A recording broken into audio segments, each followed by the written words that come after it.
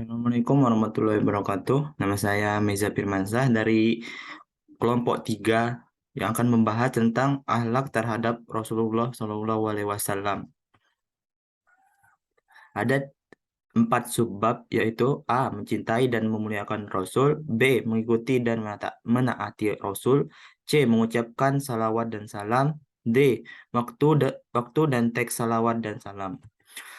A. Mencintai dan memuliakan Rasul. Nabi Muhammad SAW adalah Nabi dan Rasul terakhir. Tidak ada lagi Nabi sudah Nabi Muhammad SAW. Al-Ahzab ayat 40. Nabi Muhammad SAW diutus Allah Subhanahu wa Ta'ala untuk seluruh umat manusia sampai hari kiamat nanti. Quran Surat Saba ayat 26, 28. Kedatangan Nabi Muhammad Shallallahu Alaihi Wasallam sebagai utusan Allah merupakan rahmat bagi alam semesta. Quran Surat Al-Anbiya ayat 107. Nabi Muhammad SAW telah berjuang selama lebih kurang 23 tahun membawa umat manusia keluar dari kegelapan menuju cahaya yang menderang. Berbagai penderitaan Nabi Muhammad SAW alami dalam perjuangan. Dikatakan gila, tukang sihir, tukang tenung, disakiti, diusir, dan hendak dibunuh. Tapi semuanya itu tidak sedikit pun menyurutkan hatinya untuk tetap berjuang dan membebaskan umat manusia. Gambaran sikap Nabi Muhammad SAW terdapat terhadap umatnya dinyatakan dalam Al-Quran, yang artinya, sungguhnya telah datang kepadamu seorang Rasul dan kaummu sendiri. Berat terasa olehnya, penderitaanmu sangat menginginkan keimanan dan keselamatan bagimu. Amat belas kasihan lagi penyayang terhadap orang-orang mukmin. Quran Surat At-Taubah ayat 128. Mencintai Nabi Muhammad SAW tidak cukup dengan diungkapkan dengan kata-kata, tapi juga harusnya dinyatakan dengan bentuk perbuatan nyata, misalnya mengikuti dan mengamalkan ajaran-ajaran Islam sampai kepadanya melalui Al-Quran dan hadis yang dibawa oleh Nabi Muhammad SAW, mencintai semua berita yang disampaikan oleh Nabi Muhammad SAW, berjuang menegakkan, mengembangkan, dan membela ajaran-ajaran Nabi Muhammad, serta menjaga kemurnian ajaran-ajaran Nabi Muhammad dari berbagai bentuk bid'ah dan khurafah. Memuliakan Nabi Muhammad SAW dengan memperbanyak membaca salawat dan salam kepada Nabi Muhammad. Memuliakan keluarga dan sahabat Nabi Muhammad sebagaimana memuliakan Nabi Muhammad. Di samping seorang hamba mencintai Rasulullah, dia juga harus cinta kepada orang-orang yang dicintai oleh beliau dan membenci orang-orang yang dibencinya. Lebih khusus lagi mencintai dan memuliakan keluarga dan sahabat-sahabat Nabi Muhammad. Dinyatakan dalam hadis yang memiliki arti, janganlah kamu cela sahabat-sahabatku. Andai kata seorang di antara kamu memberikan infak emas sebesar gunung Uhud, tidak akan sampai menyamai satu mud. Salah seorang di antara mereka, bahkan setengah mud pun tidak. Hadis riwayat Bukhari. Sudah mencintai Rasulullah SAW, kewajiban juga menghormati dan memuliakan Nabi Muhammad SAW lebih daripada menghormati dan memuliakan tokoh manapun dalam sejarah umat manusia.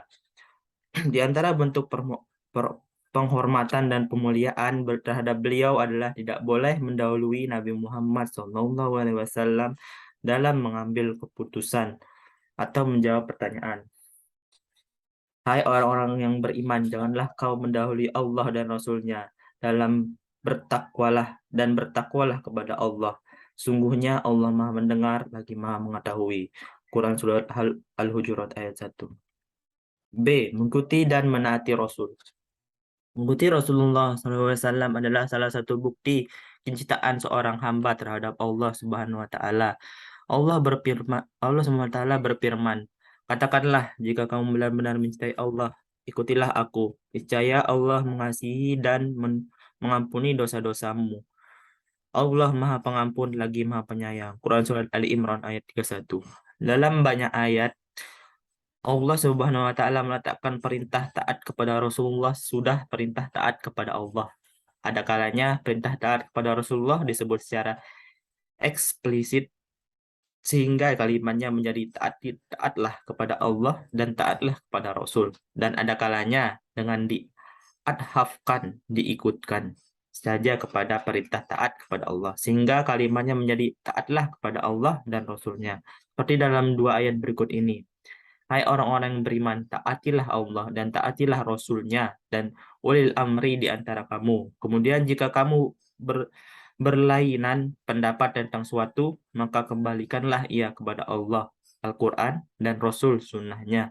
Jika kamu benar-benar beriman kepada Allah dan hari kemudian, yang demikian itu lebih utama bagimu dan lebih baik akibatnya. Surat An-Nisa ayat 59. Yang ayat kedua, katakanlah taatilah Allah dan Rasulnya. Jika kamu berpaling, maka sungguhnya Allah tidak menyukai orang yang kafir. Quran Surat Ali Imran ayat 32.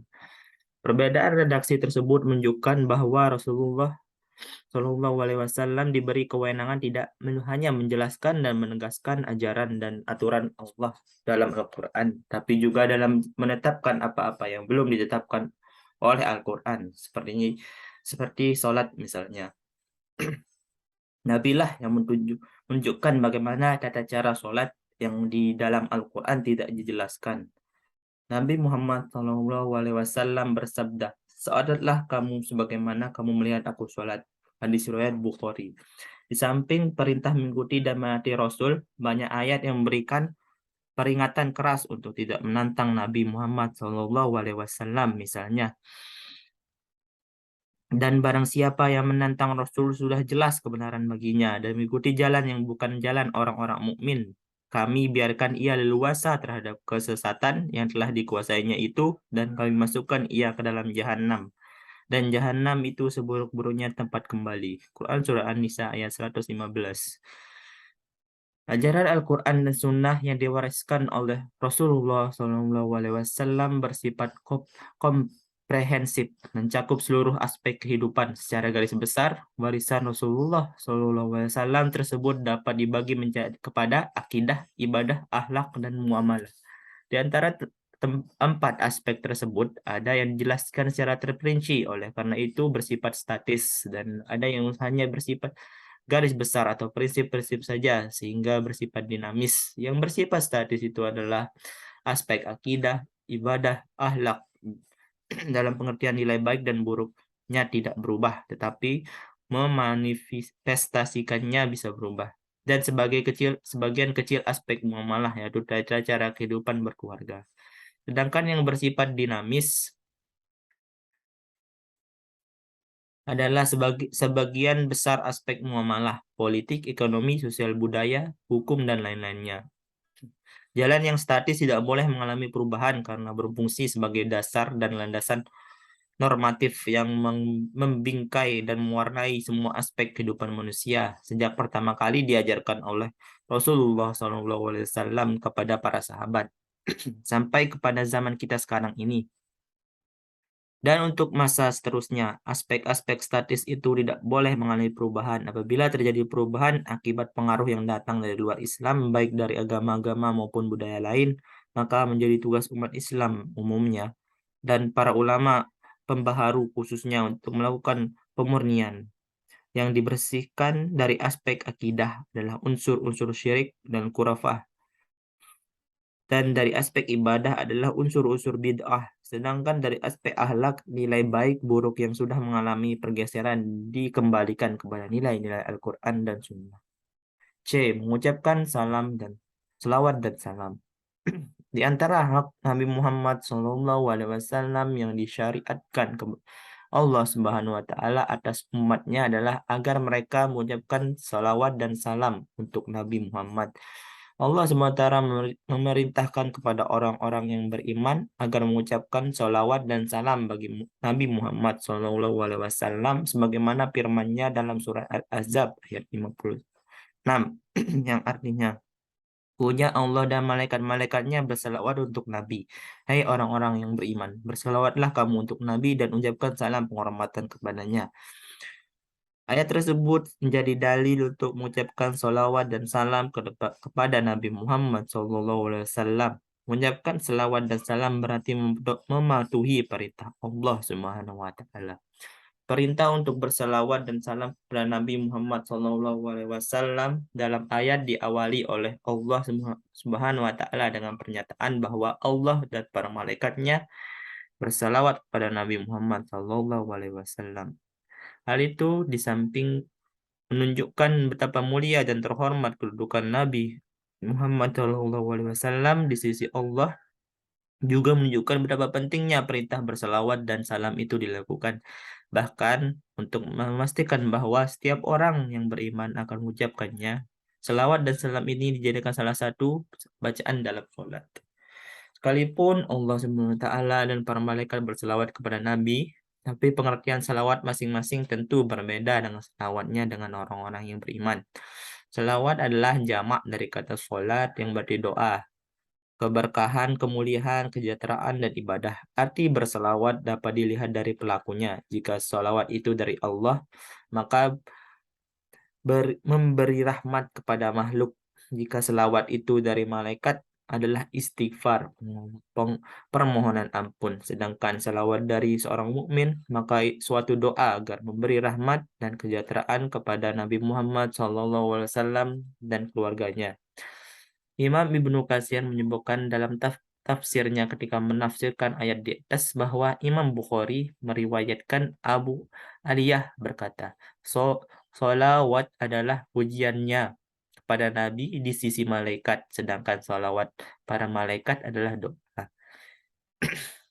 Menurut Al-Ghazali Khalil Aid dalam buku tafsirnya surat Al-Ahzab, selawat dan dari Allah Subhanahu wa Ta'ala untuk Nabi artinya rahmah dan keridhaan. Dari malaikat artinya permohonan ampun dan doa. Sedangkan dari orang-orang yang beriman berarti penghormatan dan doa supaya Allah Subhanahu wa Ta'ala menambah kemuliaan dan kehormatan bagi Nabi Muhammad. Allah Subhanahu wa Ta'ala memerintahkan kepada orang-orang yang beriman untuk mengucapkan salawat dan salam kepada Nabi, bukanlah karena Nabi membutuhkannya, sebab tanpa doa dari siapapun beliau sudah pasti akan selamat dan mendapatkan tempat yang mulia dan paling terhormat di sisi Allah Subhanahu wa Ta'ala. Bukanlah Allah sendiri sudah menyatakan bahwa Dia menghormati dan meridai Nabi Muhammad SAW. Sudah jaminan dari Allah seperti itu, tentu Nabi Muhammad SAW tidak lagi memerlukan doa dari para pengikutnya. Nabi Muhammad SAW sangat menghargai setiap orang yang bersalawat kepada beliau. Dalam sebuah hadis, Nabi Muhammad menyatakan yang artinya, sungguhnya orang yang paling utama kepadaku nanti pada hari kiamat adalah siapa yang paling banyak bersalawat kepadaku. Hadis riwayat Tirmizi. Sedangkan Nabi Muhammad SAW menyatakan bahwa orang yang tidak bersalawat tak kalah mendengar nama beliau disebut orang yang bakil. D. Waktu dan teks salawat dan salam. Selain membacanya dalam ibadah sholat, dianjurkan sebanyak mungkin untuk mengucap selawat dan salam kepada Nabi Muhammad SAW dalam berbagai kesempatan, terutama sekali tak kalah mendengar nama beliau disebut, baik dalam pidato, ceramah, seminar, diskusi, maupun di dalam pembicaraan sehari-hari. Bahkan, seperti yang sudah disebutkan di atas, Nabi Muhammad SAW menilai orang yang benar-benar bakil adalah orang yang tak mau berselawat kepadanya, tak kalah mendengar nama Nabi Muhammad SAW tersebut. Teks yang digunakan dalam berselawat adalah sebagai berikut. Teks salam.